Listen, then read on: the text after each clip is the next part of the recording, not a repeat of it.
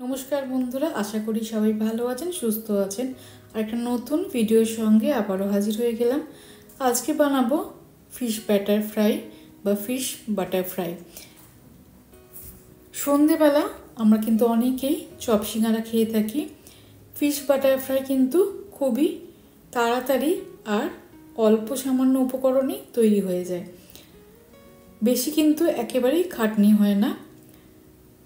Fish batter fry বানানোর জন্য 14 piece মাছের ফিলেট নিয়ে নিয়েছি। এবার মাছের ফিলেটগুলোকে ম্যারিনেট করে নেব। তার জন্য হাফ চা চামচ নুন এবং একটা গোটা ছোট সাইজের পাতিলেবুর রস দিয়ে দিলাম। ভালো করে মাছের ফিলেটের গায়ে ভালো করে মাখিয়ে নেওয়ার পরে আধ ঘন্টা একটু রেখে দেবো রেস্টে।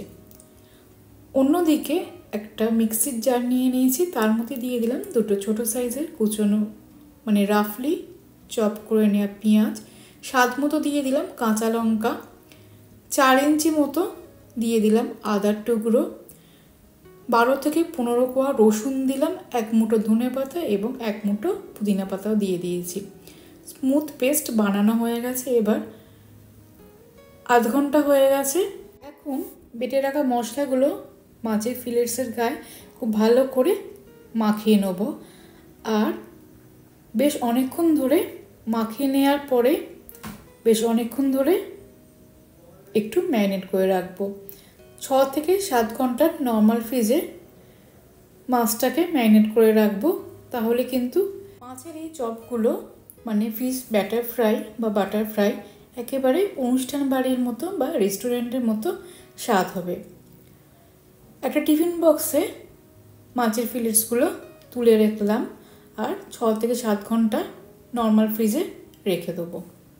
মাছগুলো আমি সকালবেলা ম্যারিনেট করে রাখলাম। এবার সন্ধেবেলাতে ফ্রাই করে নেব।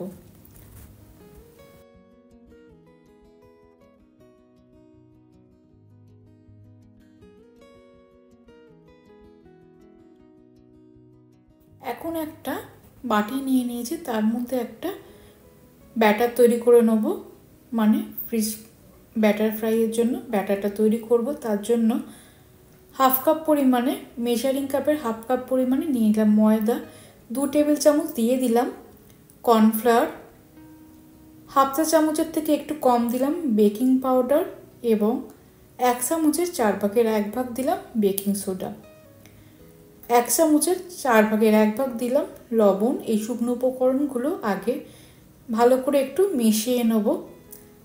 তারপরে দিয়ে দেবো 2 টেবিল চামচ মাখন। মাখনটা একেবারে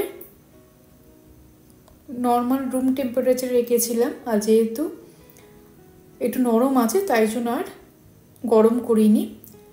আর তার সঙ্গে দিয়ে দিলাম একটা ডিম।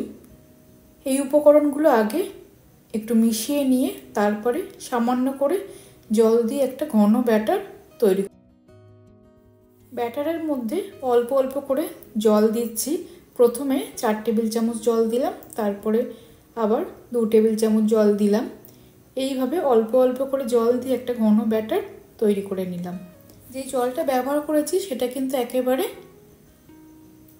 ফ্রিজের জল, একেবারে চিল্ড ওয়াটার। আপনারা চাইলে কিন্তু বরফ দিতে পারেন, সেক্ষেত্রে জলের পরিমাণটা একটু বোঝার অসুবিধা হয়, তাই জন্য একেবারে চিল্ড ওয়াটার ব্যবহার করেছি।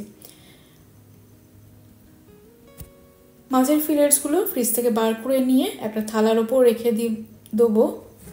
ব্যাটারটা তৈরি হয়ে গেছে, 5 মিনিট রেস্ট হয়ে গেছে ব্যাটারটার। এবার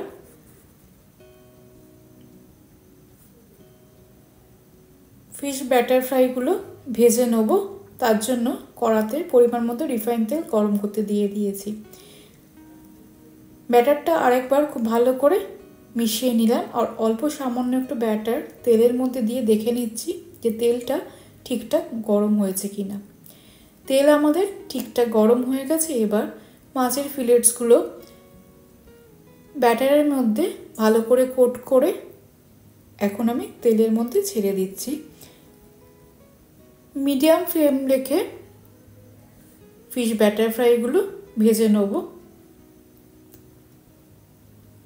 এক পিঠটা একটু সোনালি রং চলে এসছে, তাই জন্য উল্টে দিলাম। এখন আমি গ্যাসের ফ্লেমটা একেবারে লোতে দিয়ে দিলাম, তাহলে মাছটা খুব ভালো করে সেদ্ধ হয়ে যাবে।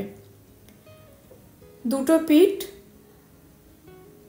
ফিশ ব্যাটার ফ্রাইয়ের সোনালি করে ভাজা হয়ে গেছে। এবার ভালো করে তেল ঝরিয়ে একটা থালার ওপর টিস্যু পেপার রেখে দিয়েছিলাম যাতে এক্সট্রা অয়েলটা ঝরে যায়। তার উপর মাছের চপগুলো বা ফিশ ব্যাটার ফ্রাইগুলো তুলে নিলাম। একইভাবে ভালো করে ব্যাটারে কোট করে মাছের ফিলেটসগুলো তেলের মধ্যে আবারও দিয়ে দিচ্ছি। দুটো করে মাছের ফিলেটস আমি ভেজে নিচ্ছি, যেহেতু বেশি পরিমাণ তেল আমি দিইনি কড়াতে। একবারে দুটো করে মাছের পিসই ভাজা যাচ্ছে। একইভাবে আরও দুটো বাটারফ্রাই আমার তৈরি হয়ে গেল। একটা পিঠ হয়ে গেছে, উল্টে দিলাম। লো ফ্লেমে মাছগুলোকে ভেজে নিচ্ছি যাতে মাছগুলো খুব ভালো করে সেদ্ধ হয়ে যায়। 4টে বাটারফ্রাই আমার তৈরি হয়ে গেছে।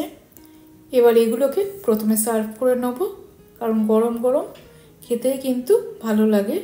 তারপরে আবার বাকি ফিশ বাটারফ্রাইগুলো ভাজবো। অনুষ্ঠান বাড়ি বা রেস্টুরেন্টের মতো টেস্টের ফিশ বাটারফ্রাই কিন্তু আমাদের তৈরি হয়ে গেছে।